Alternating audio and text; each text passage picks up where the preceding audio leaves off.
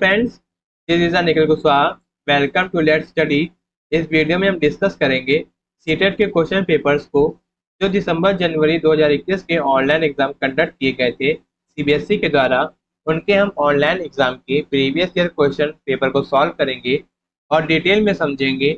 अगर आप हमारे यूट्यूब चैनल लेट्स स्टडी में पहली बार आए हैं या विजिट किया है तो हमारे चैनल लेट्स स्टडी को सब्सक्राइब करें, बेल आइकन को प्रेस करें ताकि आपको सभी एजुकेशन वीडियोस के अपडेट्स टाइम से मिल सके।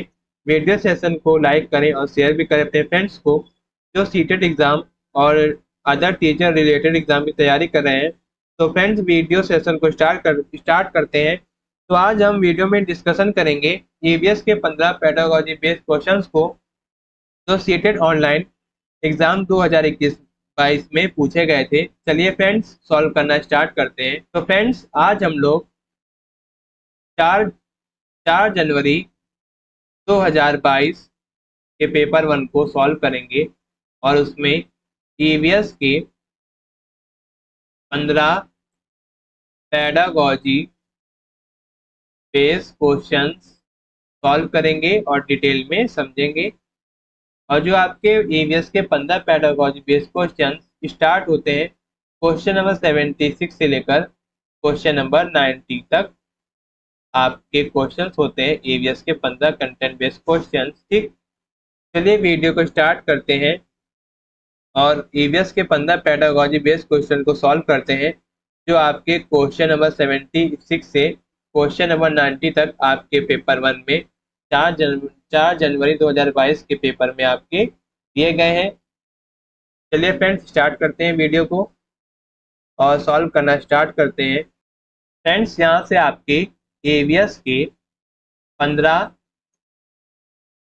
पेडागोजी बेस्ड क्वेश्चंस स्टार्ट होते हैं क्वेश्चन नंबर 76 से क्वेश्चन नंबर 90 तक। ठीक है, तो पहला आपका क्वेश्चन दिया है question number 76, which of the following indicate the child centre nature of environmental studies at primary level.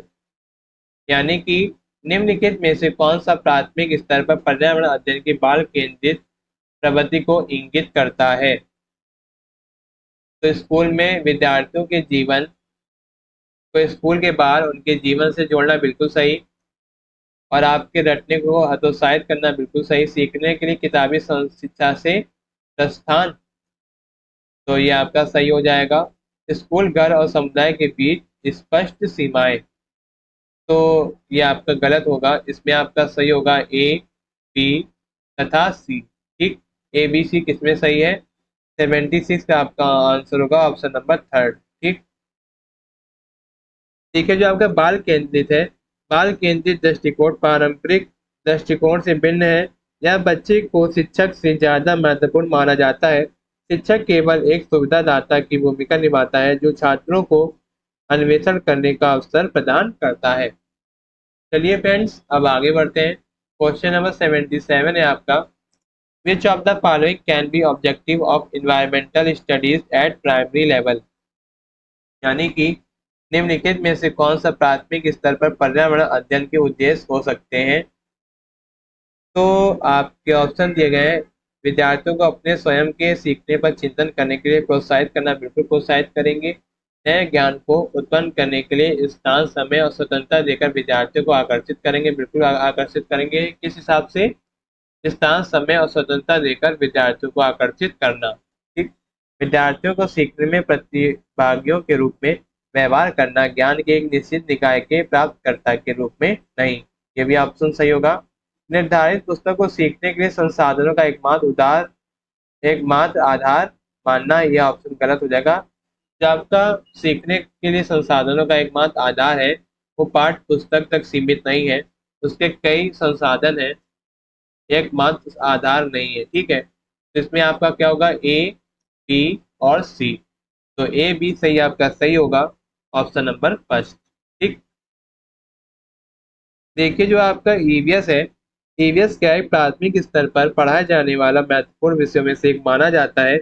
इसका महत्व है और उद्देश्य है प्राथमिक स्तर पर पर्यावरण के कुछ उद्देश्य है बच्चों को वास्तविक जीवन के विश्व, प्राकृतिक और सामाजिक संस्कृति के सामने प्रस्तुत करना, बच्चों को अधिगम में ज्ञान को निश्चित रूप से निकाय के प्राप्तकर्ता के रूप में नहीं बल्कि इस प्रतिभागाओं या प्रतिभागियों के रूप में व्यवहार करना, अपने परिवेश के बारे में जिज्ञासा और जागरूकता पैदा करना। चलिए फ्रेंड्स, सब आगे बढ़ते हैं। क्वेश्चन नंबर 78 है आपका, which of the following statement is true in relation to environmental studies at primary level. यानी कि प्राथमिक स्तर पर पर्यावरण अध्ययन के संबंध में निम्नलिखित में से कौन सा कथन सही है। तो क्वेश्चन नंबर 78 का आपका आंसर होगा ऑप्शन नंबर फर्स्ट, कक्षा 3 से लेकर 5 तक के पर्यावरण अध्ययन एक विषय के रूप में विज्ञान, सामाजिक विज्ञान और पर्यावरण शिक्षा की अवधारणाओं और मुद्दों को एकीकृत करना, ऑप्शन नंबर फर्स्ट। ठीक, देखिए जो आपकी राष्ट्रीय शिक्षा नीति है उसने क्या बताया, जो कक्षा 3 से लेकर 5 के लिए पर्यावरण और उसके इसके संरक्षण पर जोर देने के लिए हमारे पर्यावरण अध्ययन भौतिक, जैविक और सामाजिक संस्कृति के अध्ययन से संबंधित है। ईवीएस प्राथमिक स्तर पर एक एकीकृत विषय क्षेत्र है जो विज्ञान में आपका भौतिक, रासायनिक और जैविक विज्ञान और सामाजिक अध्ययन में इतिहास, भूगोल, राजनीतिक विज्ञान, समाज शास्त्र आदि है, और पर्यावरण शिक्षा में संरक्षण से अंतर्दृष्टि प्राप्त करता है। इसका उद्देश्य है कि बच्चों में इस वातावरण का समग्र या एकीकृत दृष्टिकोण विकसित करना जिसमें वह रहना चाहता है। चलिए फ्रेंड्स, सब आगे बढ़ते हैं। क्वेश्चन नंबर 79 है आपका, which of the following should be minimised in the EVS classroom. यानी कि ईवीएस की कक्षा में निम्नलिखित में से किस एक को काम किया जाना चाहिए। तो क्वेश्चन नंबर 79 का आपका आंसर हो जाएगा ऑप्शन नंबर 4, विवरण। ठीक, ऑप्शन नंबर 4। ठीक, देखिए जो आपका ईवीएस है, ईवीएस की कक्षा में निम्नलिखित में से किसको एक को कम किया जाना चाहिए, तो क्या है, विवरण। देखिए जो आपका पर्यावरण अध्ययन है, पर्यावरण अध्ययन एक बहुआयामी विषय है जिसमें विभिन्न शैक्षणिक क्षेत्रों के माध्यम से महत्वपूर्ण सिद्धांत शामिल है। यह एक व्यापक और व्यापक क्षेत्र है जो ईवीएस के बुनियादी सिद्धांतों के साथ साथ सामाजिक विज्ञान, विज्ञान भाषा, गणित आदि जैसे संबंधित विषय का अध्ययन करता है। विवरण का अर्थ है किसी बात को कथन के रूप में वर्णन करना। ईवीएस कक्षाओं में विवरण से बचना चाहिए।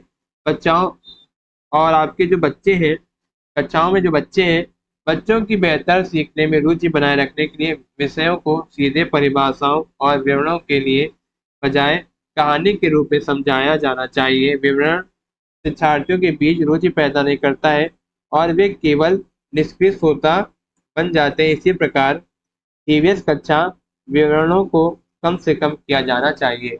चलिए फ्रेंड्स, अब आगे बढ़ते हैं। क्वेश्चन नंबर 80 है आपका, real challenge for EVS learning at primary level. प्राथमिक स्तर पर ईवीएस सीखने की एक वास्तविक चुनौती है। आपके ऑप्शन दिए गए और आपको बताना है कि कौन सा आंसर आपका सही होगा। तो क्वेश्चन नंबर 80 का आपका आंसर होगा ऑप्शन नंबर 4, विद्यार्थियों के लिए खुद को व्यक्त करने के अवसर है, ऑप्शन नंबर 4। ठीक, चलिए फ्रेंड्स, अब आगे बढ़ते हैं। क्वेश्चन नंबर 81 है आपका, which of the following themes consist of some theme in the syllabus of EVS at primary level.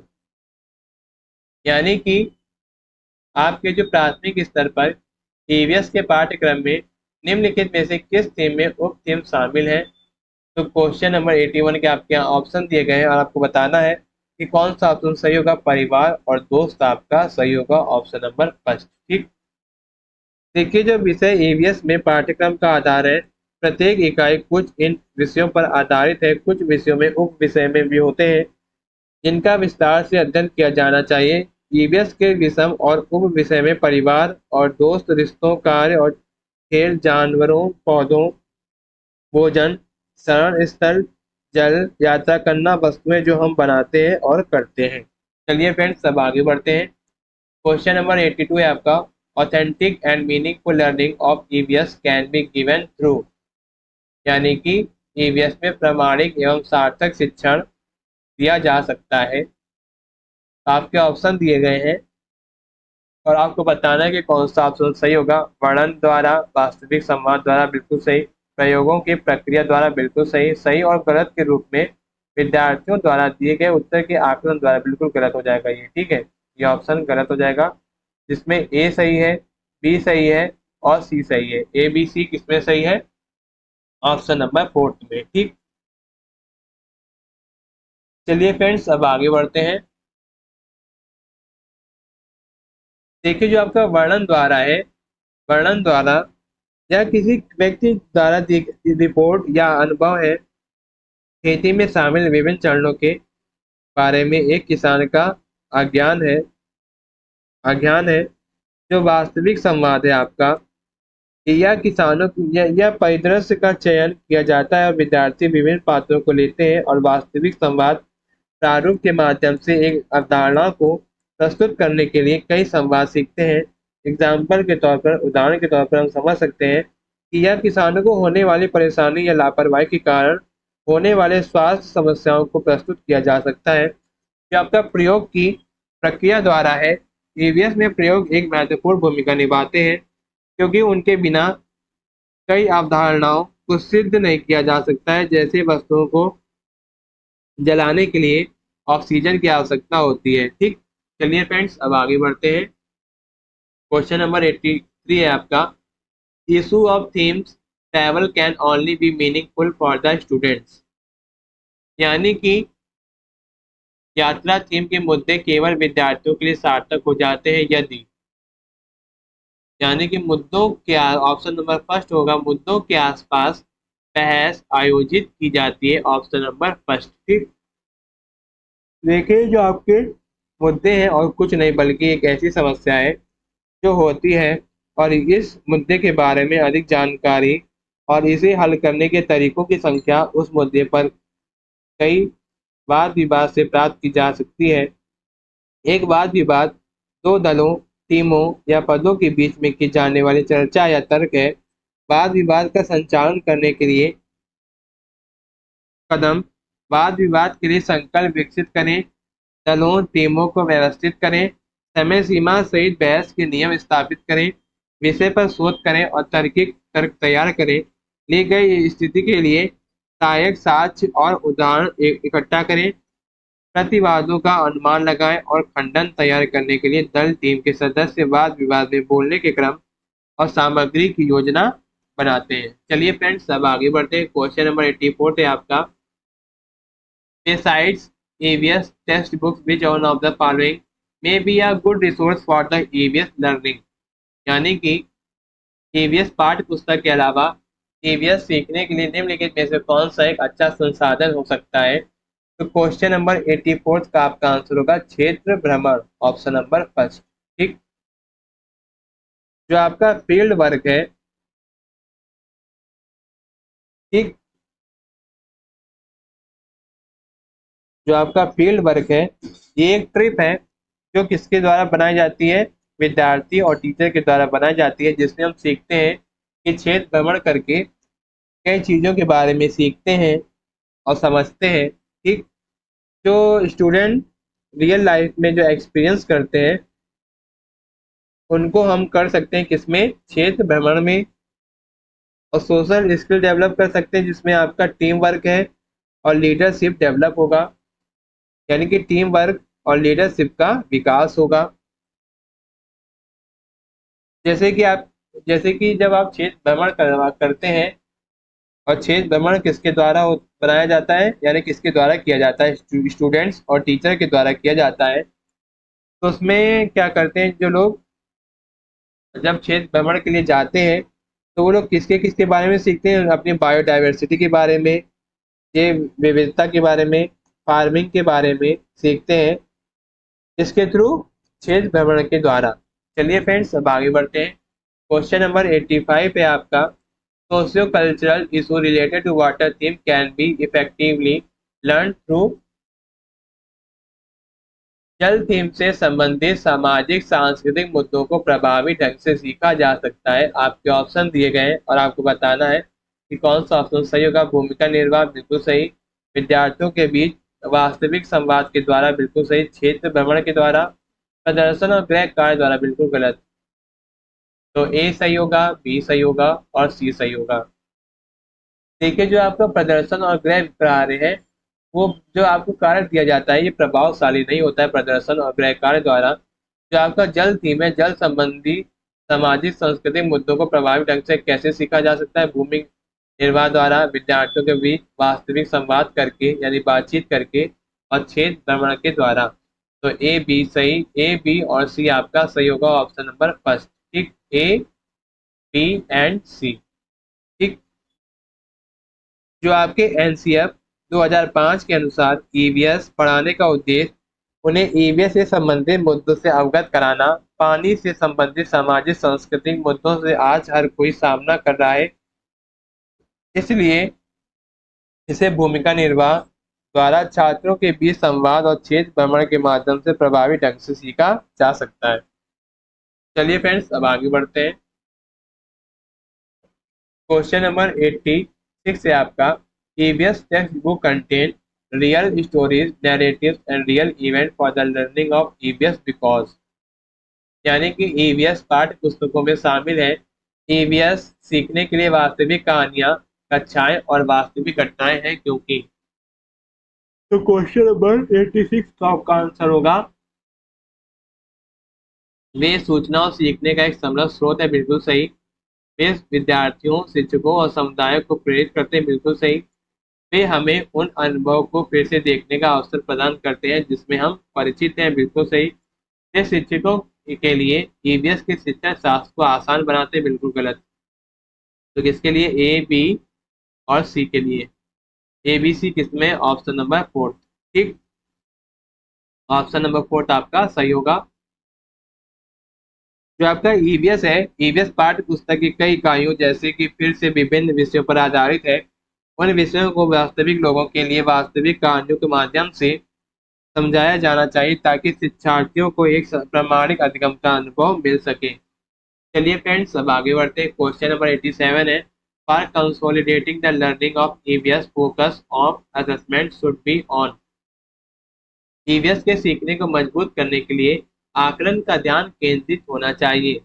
तो क्वेश्चन नंबर 87 का आपका आंसर होगा ऑप्शन नंबर फर्स्ट, सीखने के लिए। ऑप्शन नंबर फर्स्ट आपका सही होगा। ठीक, देखिए जो आपका आकलन है, आकलन तक प्रभावी होता है जब उसे विशेष रूप से छात्रों को उनके अधिगम में सुधार करने में मदद करने के लिए अभिकल्पित किया गया हो और उसके लिए समय पर प्रतिक्रिया तंत्र के साथ आकलन को अधिक बार बार और अनौपचारिक बनाने की आवश्यकता होती है। इसी प्रकार के आकलन को अधिगम के लिए आकलन कहा जाता है।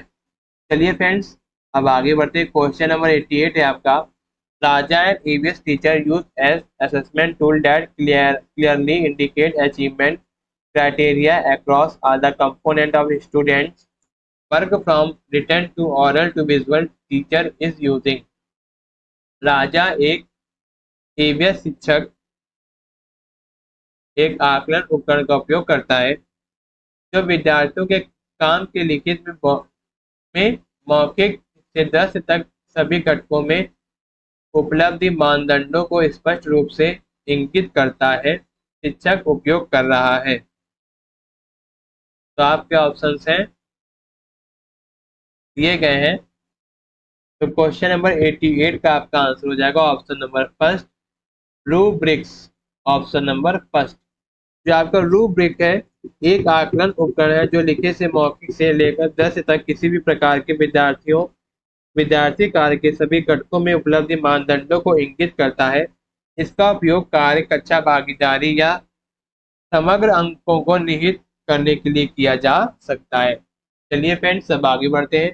क्वेश्चन नंबर 89 है आपका, self assessment in EVS is. EVS में आत्म आकलन क्या है? ठीक, सीखने के लिए आकलन, सीखने के बारे में सीखने के बारे में सीखना, उपलब्धियां और सीखने के परिणाम के निर्णय के बारे में सीखना, बिल्कुल सही। सीखने का आकलन बिल्कुल गलत हो जाएगा। इसमें ए बी और सी आपका सही होगा। ऑप्शन नंबर फर्स्ट आपका सही होगा। देखिए जो आपका आत्म आकलन है, आत्म आकलन छात्रों को उनकी सीखने की प्रक्रिया और सीखने के उत्पादों के बारे में आत्म आकलन या निर्णय लेने के अवसर प्रदान करता है जो उन मानदंडों के आधार पर होता है जिन पर उन्होंने अपने शिक्षक के साथ सहमति व्यक्त की है। ईवीएस में आत्म आकलन को माना जाता है कि अधिगम के रूप में आकलन और अधिगम के बारे में अधिगम और उपलब्धियां और सीखने के परिणाम के निर्णय के बारे में सीखना है। चलिए फ्रेंड्स, अब आगे बढ़ते हैं। हमारा आखिरी क्वेश्चन क्वेश्चन है ईवीएस के 15 पेडागोजी क्वेश्चंस का आखिरी क्वेश्चन है। Question number 90। Learning of EVS is based on the principle of. EVS का सीखना आधारित है। तो आपके ऑप्शन दिए गए हैं, आपको बताना कि कौन सा ऑप्शन सही होगा। तो क्वेश्चन नंबर 90 का आपका आंसर होगा ऑप्शन नंबर फर्स्ट, सरल से जटिल के सिद्धांत पर। ऑप्शन नंबर फर्स्ट, ठीक। देखिए, जो आपका ईवीएस पाठचर्या है, ईवीएस पाठचर्या को छात्रों की क्षमताओं के अनुसार बनाया जाता है, क्योंकि छात्रों की क्षमताओं में वृद्धि तब होती है जब उन्हें एक कक्षा में दूसरे में पदोन्नत किया जाता है, यानी कि प्रमोट किया जाता है। और इसी प्रकार ईवीएस पाठचर्या में विषय भी जटिल होते जाएंगे। प्रारंभिक अवस्था में बच्चों में जटिल अवधारणाओं को सीधे समझने की पर्याप्त क्षमता नहीं होती है, ठीक। जो आपका सरल विषय है, सरल विषय बच्चों के लिए जटिल विषयों को समझने के आधार के रूप में कार्य करते हैं। इसलिए यदि अच्छा प्रभावशाली बनाता है तो बच्चों को जटिल विषयों को समझने में कोई परेशानी नहीं होगी। ईवीएस अधिगम में सरल से जटिल सिद्धांत बहुत महत्वपूर्ण भूमिका निभाता है, क्योंकि ईवीएस के विषय भी एक दूसरे से संबंधित हैं। जब बच्चों में जब बच्चों का पहला सरल विषय पढ़ाए जाते हैं और जब बच्चों को पहले सरल विषय पढ़ाए जाएंगे और फिर उन्हें जटिल विषयों से परिचित कराया जाएगा, तो उनमें पर्याप्त आत्मविश्वास आता है, क्योंकि वे पहले से ही सरल विषयों की जानकारी ले लेते हैं, ठीक। इसीलिए ईवीएस अधिगम सरल से जटिल के सिद्धांत पर आधारित है, जो बच्चों के कारण या अमूर्त अवधारणाओं को सीधे उनके प्रारंभिक अवस्था में समझने में सक्षम नहीं होने के कारण जटिल से सरल, वैश्विक से स्थानीय और अमूर्त से मूर्त का ईवीएस अधिगम में पालन नहीं किया जाना चाहिए। चलिए फ्रेंड्स, हमारे ईवीएस के 15 पेडागोजी बेस्ड क्वेश्चंस यहीं पर ही कंप्लीट होते हैं। आई होप आपको वीडियो पसंद आया होगा, डिस्कशन पूरा पसंद आया होगा। इस क्वेश्चन पेपर को हमने बहुत ही डिटेल में डिस्कस किया है और यह पेपर इंपॉर्टेंट है जो लोग टीचिंग एग्जाम की तैयारी कर रहे हैं, जिसमें ईवीएस सब्जेक्ट पूछा जाता है। जो लोग टीचिंग से रिलेटेड टीचिंग एग्जाम की तैयारी कर रहे हैं, तो वीडियो को लाइक करें और शेयर करें अपने फ्रेंड्स को, ताकि यह वीडियो उनके लिए बहुत ही हेल्पफुल रहे, बहुत ही मददगार रहे। और अगर वीडियो अच्छा लगा हो या पसंद आया हो तो हमारे चैनल लेट्स स्टडी को सब्सक्राइब करें, बेल आइकन को प्रेस करें, ताकि सभी लेटेस्ट वीडियो के अपडेट आपको टाइम से मिल सकें। This was the Nikhil Kushwaha. Thank you guys, thank you watching my videos. मिलते हैं अगली वीडियो में, जिसमें हम डिस्कस करेंगे सीटेट एग्जाम का नेक्स्ट क्वेश्चन पेपर को सॉल्व करेंगे और डिटेल में समझेंगे। All the very very best for the CTET July 2023 exam. मिलते हैं अगली वीडियो में। थैंक यू, धन्यवाद।